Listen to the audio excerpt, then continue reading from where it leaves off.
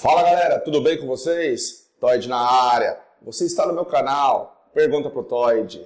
Eu preciso pedir um favor para vocês, caras. Se vocês gostarem desse vídeo, que vai ser sobre compostos inorgânicos, deixa o seu like e se inscreva nesse canal. A sua inscrição para mim é extremamente importante.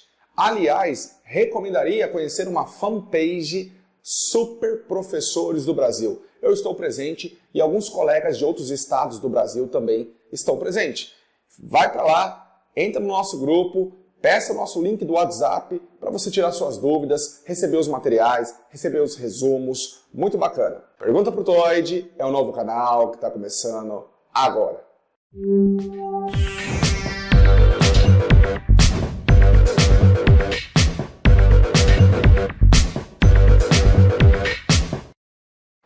Galera, nós vamos então iniciar o módulo chamado Bioquímica. Preste bem atenção para você que ao longo desse ano vai prestar vestibular, vai prestar algum tipo de processo seletivo, o próprio Enem, vai ser importante essa parte aqui. Mas antes de adentrar no assunto, eu preciso relembrá-los quais são as características que me induzem a distinguir ser vivo de matéria bruta. E algumas características são a presença de célula, a reprodução, material genético, taxa de mutações, excitabilidade, movimento próprio e elementos como, por exemplo, o chamado carbono, hidrogênio, oxigênio, nitrogênio, o chamado Chon. Repetindo, Chon. Diretor, coloca aí na imagem. Chon. Chon, carbono, hidrogênio, oxigênio, nitrogênio. Também enxofre e fósforo são elementos que aparecem com frequência. Portanto, você tem Chonsp, com enxofre e fósforo aí, alternando dependendo dos seres vivos. Já que eu tenho o Chon, eu tenho que criar para vocês os compostos químicos, dividido em duas categorias, os inorgânicos e os orgânicos. Os orgânicos são aqueles que apresentam carbono formando cadeia. É o processo de encadeamento de carbonos, né? Estudado lá na química orgânica pelo senhor Kekulé. Já o composto inorgânico é aquele em que não tem um encadeamento de carbonos. Pode até ter carbono, como por exemplo o gás carbônico, mas nem por isso o gás carbônico, por ter carbono, virou um composto orgânico. Não, ele ainda é um composto inorgânico, porque tem apenas um carbono, então não forma cadeia. Dentre os compostos inorgânicos, vamos iniciar falando sobre a água. A água, elemento importantíssimo para a presença de um ser vivo. Tanto que grandes cientistas, a NASA, busca em primeiro lugar a presença de água, para só então começar as pesquisas acerca sobre a vida. É isso ou não é? Claro que é. E você sabe que existe uma busca, né, cinematográfica, eu diria, atrás de água em outros locais do nosso universo. O planeta Marte é um dos que eles procuram mais estudar. Tudo bem? Joia? A água é uma molécula que tem 2 átomos de hidrogênio e 1 átomo de oxigênio, com uma ligação chamada ligação covalente. Só que o oxigênio, ele é mais eletronegativo do que o hidrogênio, atraindo o elétron para mais próximo dele. De quem? Do oxigênio. Então o oxigênio, ele acaba ficando com um polo negativo, por ter uma proximidade dos elétrons do hidrogênio. Perceba que é uma questão de compartilhamento, não é doação como numa ligação iônica. Já os hidrogênios, por terem os seus elétrons de carga negativa afastando-se dele, fica com um polo positivo. Então, dentro da molécula de água, nós temos a ligação covalente. Tudo bem até aqui? Acho que simples. Só que na natureza a gente não encontra uma molécula de água. Nós encontramos muitas moléculas de água que estão comunicando-se entre si por ligações chamadas de intermoleculares. Eu faço uma pausa aqui.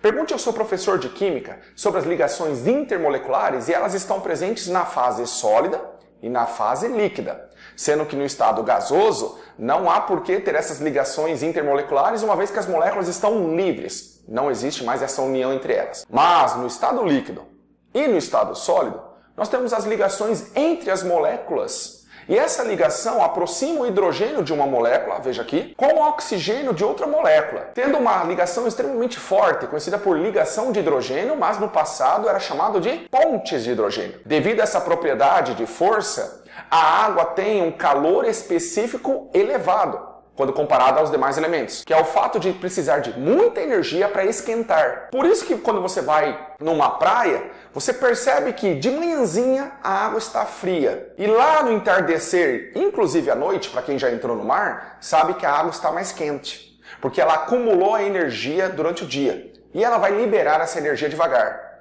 Isso vale não só para a praia, isso vale para uma piscina. O pessoal que já entrou numa piscina de noite sabe que a tendência é que a água esteja mais quente se durante o dia foi feito o sol. Então o calor específico da água é elevado.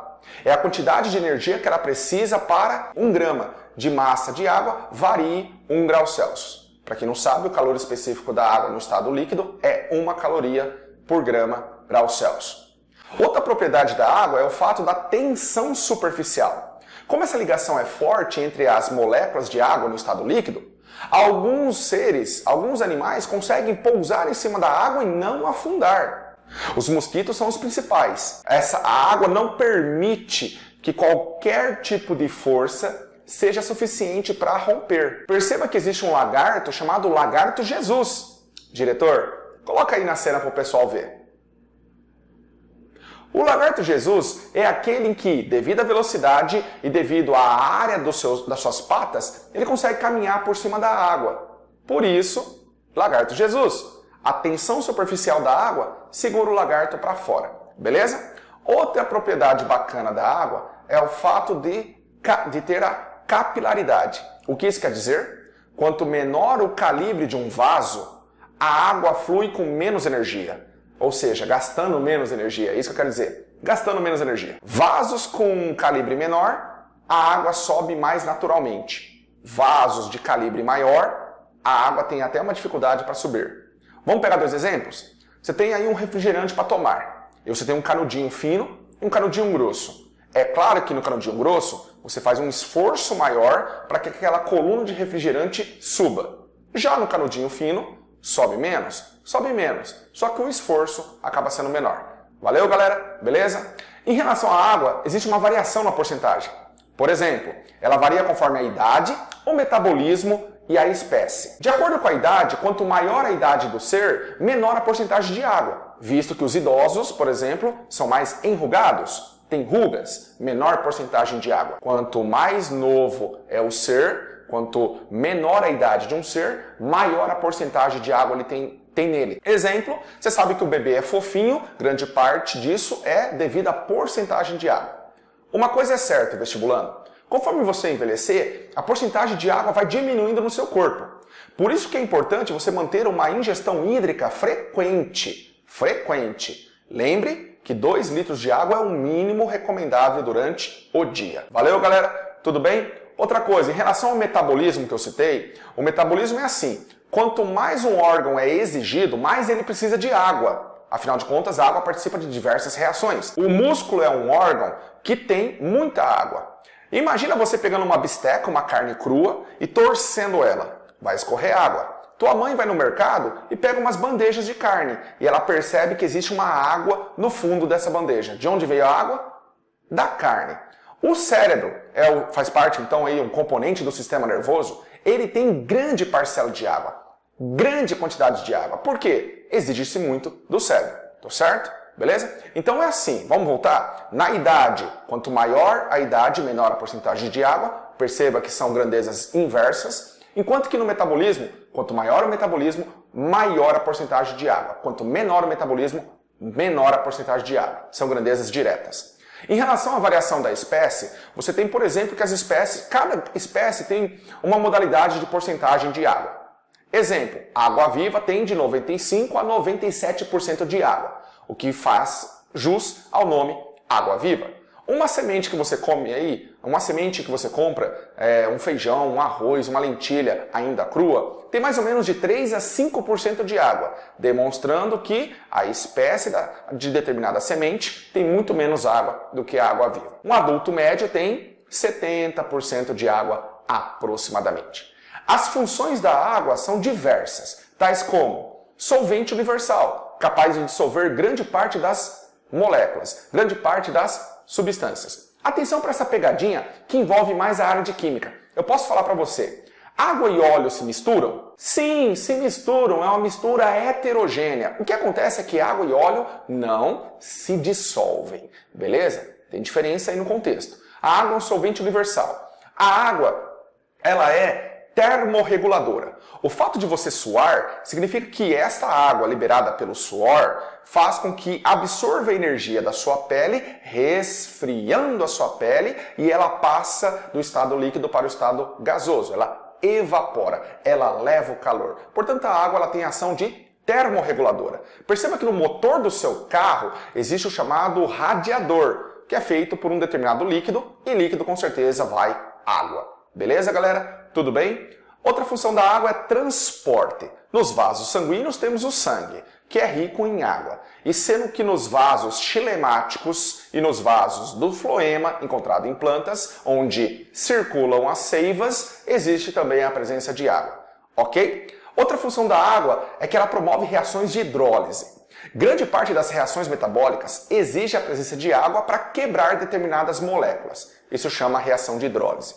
A sua saliva basicamente é água e ela colabora na quebra de determinadas moléculas ainda na sua boca. Valeu, galera? Tudo bem? Outra função da água é tornar um meio ótimo para reações químicas. Perceba que, eu vou dar uma situação hipotética aqui, pode ser? Se eu colocasse um cadeado numa mesa e uma chave na mesa e não mexesse mais e ninguém colocasse a mão, eu diria para você, qual é a chance de ninguém influenciar no meio do cadeado e da chave se encaixarem? Praticamente zero.